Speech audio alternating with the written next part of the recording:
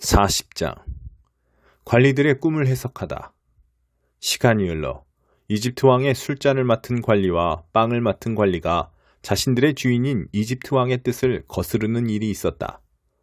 바로는 두 관리, 곧 술잔을 맡은 관리와 빵을 맡은 관리에게 크게 노하여 그들을 감옥에 가두고 경호대장의 감시를 받게 했다.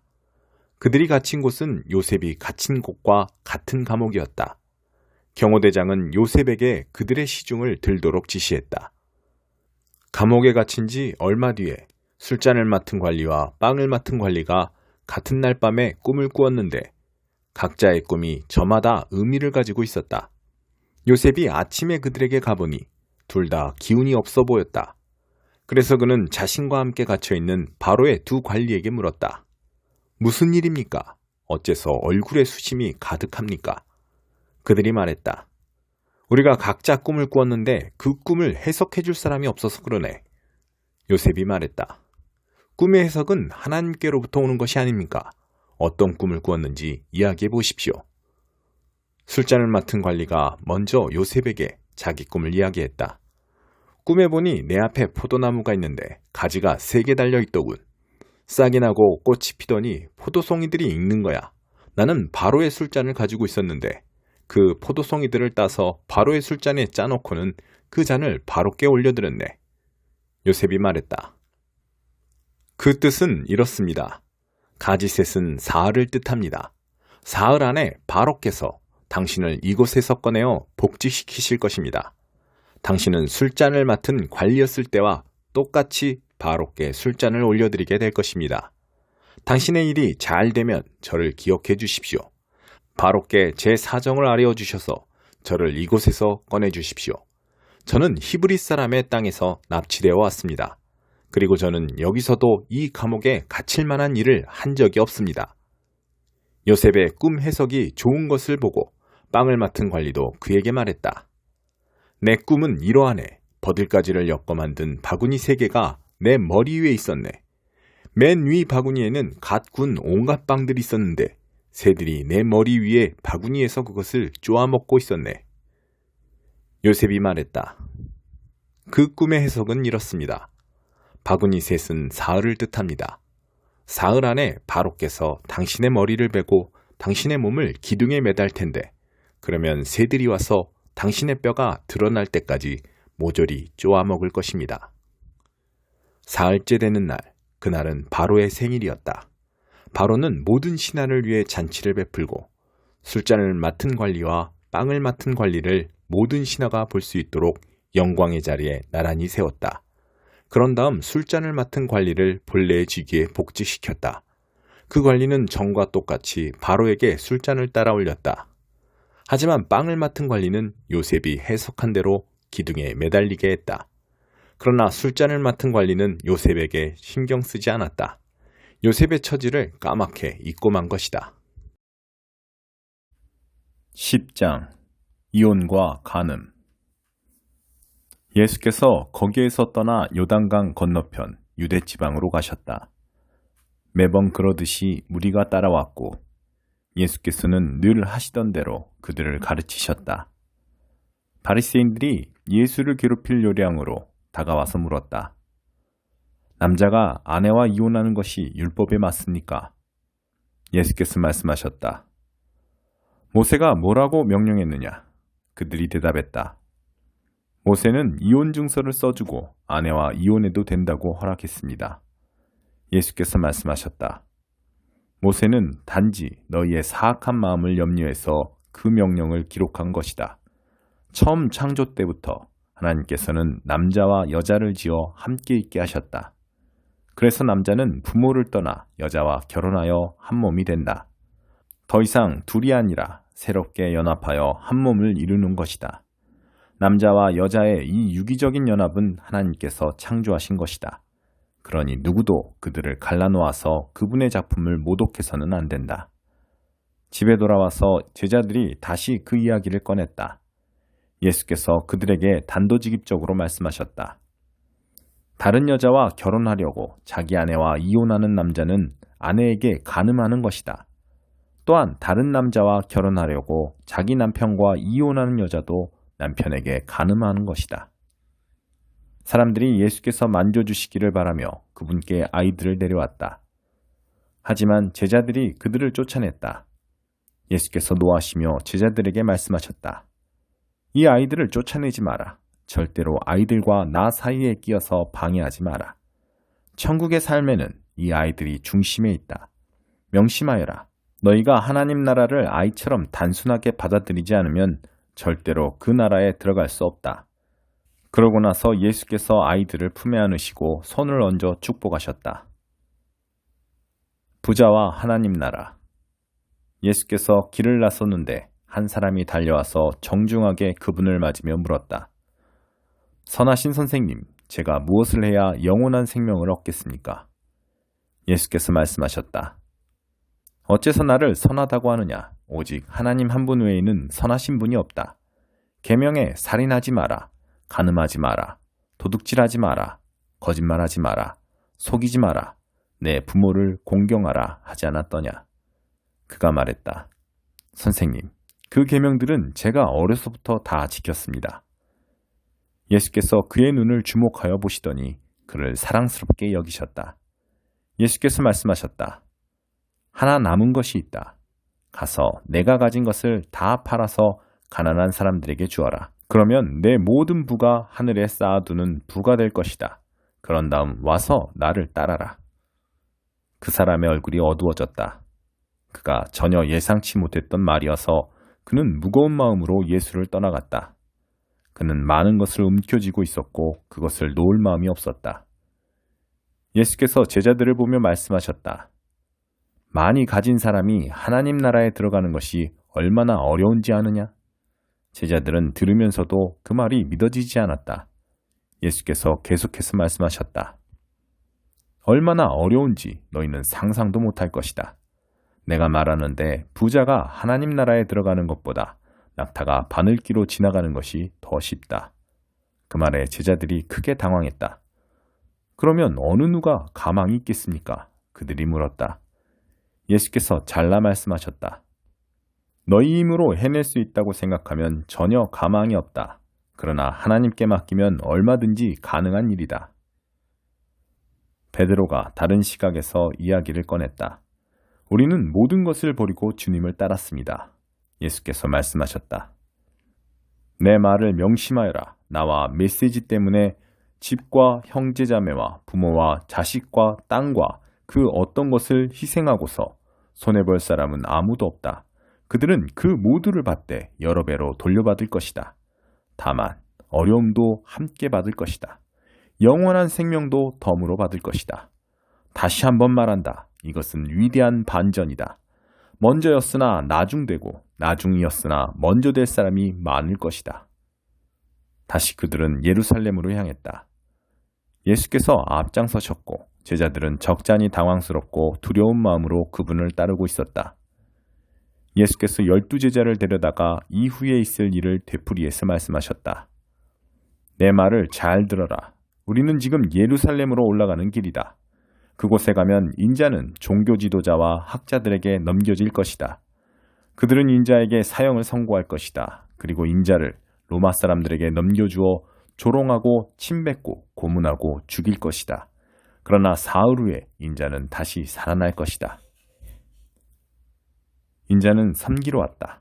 세베대의 두 아들인 야고보와 요한이 예수께 다가왔다. 선생님, 우리에게 꼭 해주셨으면 하는 일이 있습니다. 무엇이냐? 내가 할 만한 일인지 보자. 그들이 말했다. 주님께서 영광을 받으실 때 우리에게도 최고 영광의 자리를 주셔서 하나는 주님 오른편에 하나는 주님 왼편에 있게 해주십시오. 예수께서 말씀하셨다. 너희는 너희가 무엇을 구하는지 모른다. 너희는 내가 마시는 잔을 마시고 내가 받을 세례를 받을 수 있겠느냐? 그들이 말했다. 물론입니다. 왜 못하겠습니까? 예수께서 말씀하셨다. 생각해보니 너희는 과연 내가 마시는 잔을 마시고 내가 받을 세례를 받을 것이다. 그러나 영광의 자리를 주는 것은 내 소관이 아니다. 그것과 관련해서는 다른 조치가 있을 것이다. 다른 10제자가 이 대화를 듣고 야고보와 요한에게 분통을 터뜨렸다. 예수께서 그들을 불러놓고 바로잡아 주셨다. 하나님을 모르는 통치자들이 얼마나 위세를 부리는지, 사람들이 작은 권력이라도 얻으면 거기에 얼마나 빨리 취하는지 너희는 보았다. 너희는 그래서는 안 된다.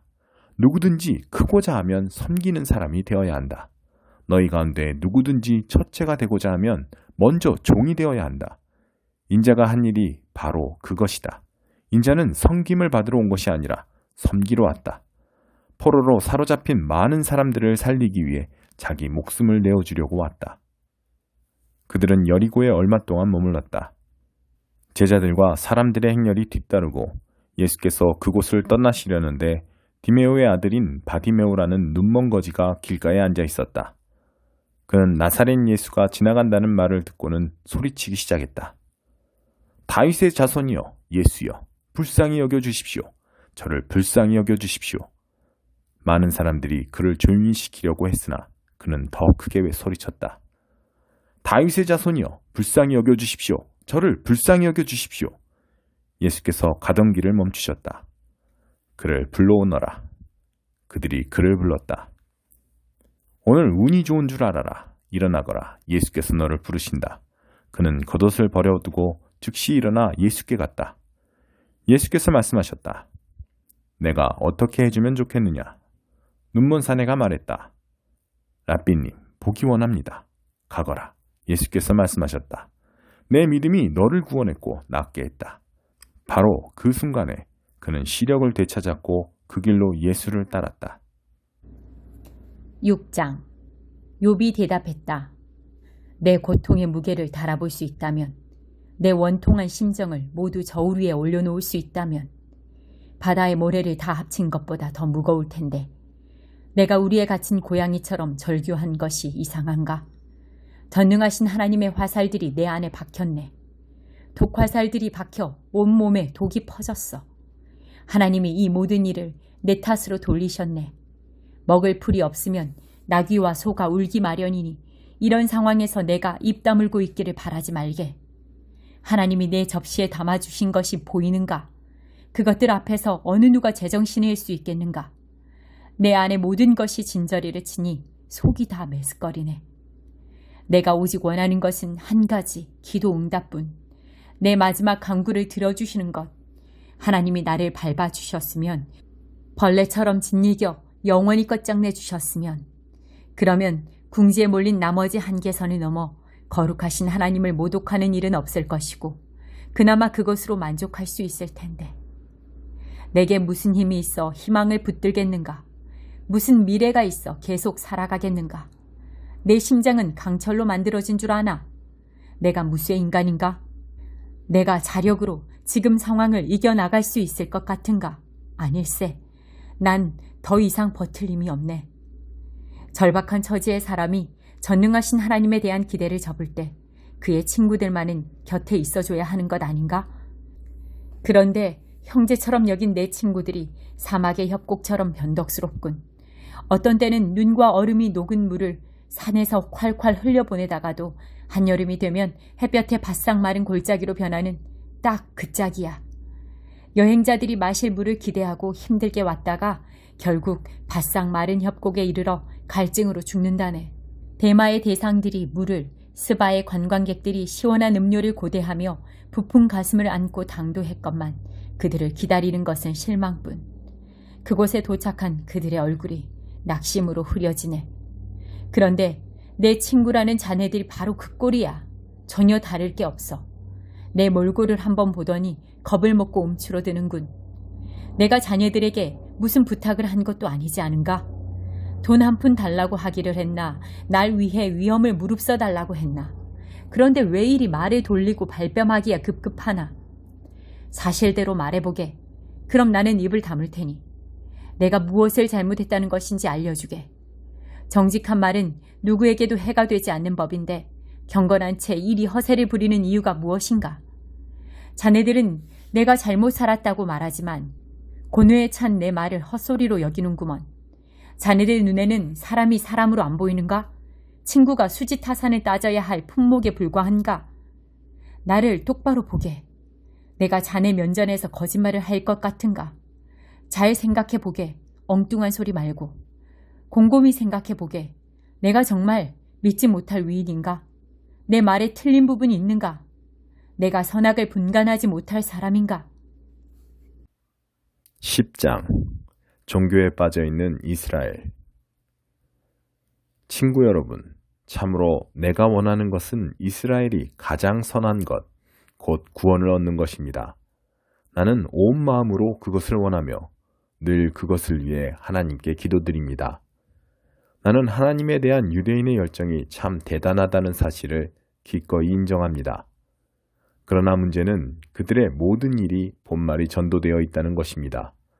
모든 것을 바로 세우는 이 구원의 일은 하나님이 하시는 사업이며 그것도 대단히 번창하고 있는 사업이라는 사실을 그들은 깨닫지 못하고 있습니다.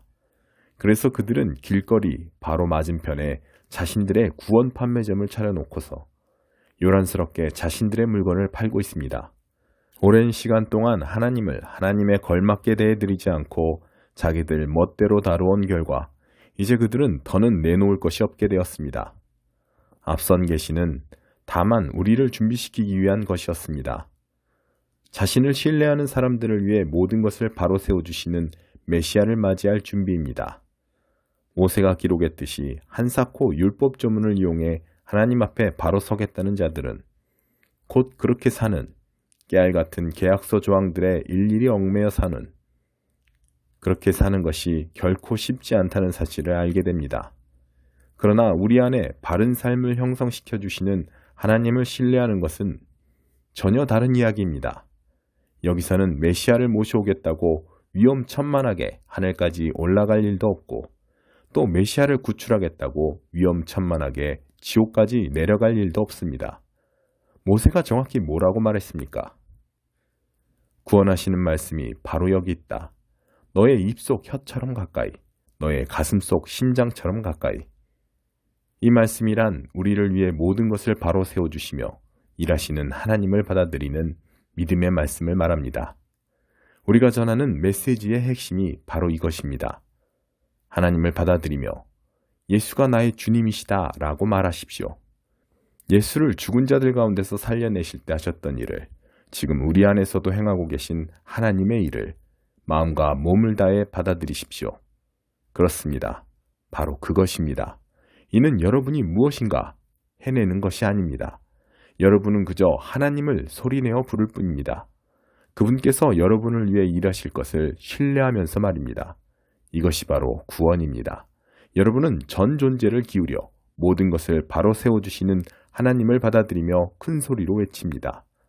하나님께서 그분과 나 사이 모든 것을 바로 세워주셨다.